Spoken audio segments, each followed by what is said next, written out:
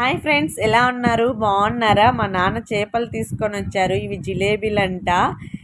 మా అమ్మ క్లీన్ చేస్తుంది. ఈకలు, తోకలు, తలకాయలు తీసేసింది. కోసేసి తీసేస్తుంది. తలకాయలు కూడా కూరలో వేస్తారు. మా అమ్మ వేయలేదు, చిన్న తలకాయలు కదా, దాంట్లో ఏముండదని.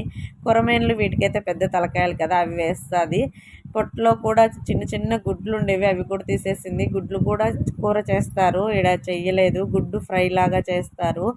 ఉప్పు పసుపు వేసి బాగా కడిగేసింది. జిలేబీలలో ముళ్ళు చాలా ఎక్కువగా ఉంటాయి, అందుకే ఒకే చేప ఈకలు తోకలు తీసేసి కడిగేసి పెట్టేసింది. గ్యాస్ మీద పెనం పెట్టి ఆయిల్ పోసేసి జీలకర్ర సాసవలు తెల్లగడ్డ వేసేసి వేయించుకునేసి టమోటా కరివేపాకు వేసేసుకోవాలి. టమోటా బాగా వేగిన తర్వాత మెంతులు ముందే వేయించి పెట్టుకొని పొడి కొట్టి పెట్టుకునేసి ఆ పొడి వేసుకోవాలి. ఒక స్పూన్ అది వేసుకొని పసుపు ధనియాల పొడి మిరప్పొడి వేసుకొని బాగా కలబెట్టుకోవాలి. చింతపండును ముందే గుజ్జు చేసి పెట్టుకోవాలి. చింతపండు గుజ్జులోనే ఉప్పు వేసేసుకోవాలి. మిరప్పొడి ధనియాల పొడి బాగా వేయించి కలబెట్టుకున్న తర్వాత ఈ చింతపండు గుజ్జు వేసుకోవడమే.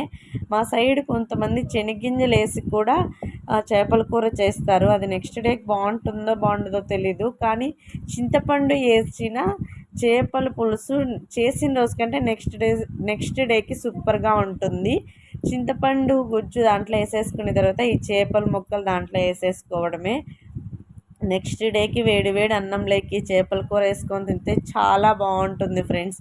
ఈ విధంగా వేసేసుకొని చిక్కబడిన తర్వాత దించేసుకోవడమే. చూడండి ఎంత బాగుందో, నోరు ఊరిపోతుంది.